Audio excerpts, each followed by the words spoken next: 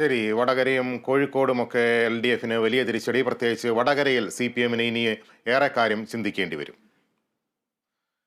ലോക്സഭാ തെരഞ്ഞെടുപ്പിൽ LDFന് തുണയായ ഏക മണ്ഡലമാണ് ആലത്തൂർ. 2019 കേരളത്തിൽ നിന്ന് ലോക്സഭയിലേക്ക് എത്തിയ UDFന്റെ ഏക വനിതാ സ്ഥാനാർത്ഥിയായ രമ്യ ഹരിദാസിന് K രാധാകൃഷ്ണന്റെ ജനപിന്തുണയാണ് തിരിച്ചടിയായത്.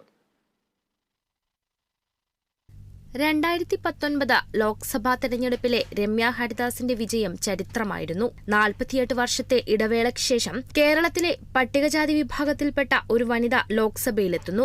ആ വിജയത്തിലൂടെ പട്ടികജാതി സ്ത്രീകളുടെ ഉന്നമനത്തിന്റെ ശബ്ദമാകുമെന്നും പ്രതീക്ഷിച്ചു. രമ്യ ഹരിദാസ് എന്ന വനിതാ നേതാവിന്റെ ഭരണത്തിനേറ്റ തിരിച്ചടിയായാണ് 2024 ആലത്തൂരിന്റെ ജനവിധി.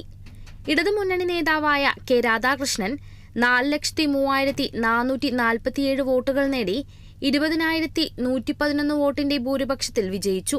സിറ്റിംഗ് MPയായി ഉറച്ച വിശ്വാസത്തിൽ വീണ്ടും മത്സരിച്ച് രമ്യ നേടിയത് 3,83,336 വോട്ടുകൾ മാത്രം. 2019 ലോക്സഭാ തെരഞ്ഞെടുപ്പിൽ CPM സ്ഥാനാർത്ഥി PK ബിജുവിനെ 1,58,968 വോട്ടുകളുടെ ഭൂരിപക്ഷത്തിലാണ് രമ്യ ഹരിദാസ് വിജയിച്ചത്. K രാധാകൃഷ്ണന്റെ ജനപിന്തുണ LDFന് പുതിയ വഴി തുറക്കാൻ കാരണമായെന്നാണ് പൊതുവെ കരുതപ്പെടുന്നത്.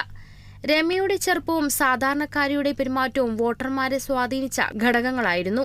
എന്നാൽ ഈ സ്വാധീനം ഇത്തവണ നിലനിർത്താൻ രമ്യയ്ക്ക് കഴിഞ്ഞില്ല. നിയോജക മണ്ഡലത്തിൽ രമ്യയുടെ അടിത്തറ ഉയരത്തിലായിരുന്നില്ലെന്നും ജനങ്ങൾ അർപ്പിച്ച വിശ്വാസം വിവേകത്തോടെ ഉപയോഗിക്കുന്നതിൽ പരാജയപ്പെട്ട നേതാവായിട്ടാണ് രമ്യയെ വിലയിരുത്തുന്നതെന്നും റിപ്പോർട്ടുകൾ പറയുന്നു. മണ്ഡലത്തിലെ തന്റെ പ്രവർത്തനങ്ങളെക്കുറിച്ച് രമ്യ പറഞ്ഞിട്ടും വോട്ടർമാരുടെ വിശ്വാസം നേടിയെടുക്കാൻ കഴിഞ്ഞില്ലെന്നാണ് വിധിയിൽ നിന്ന് വ്യക്തമാകുന്നത്. News desk Kerala vision news.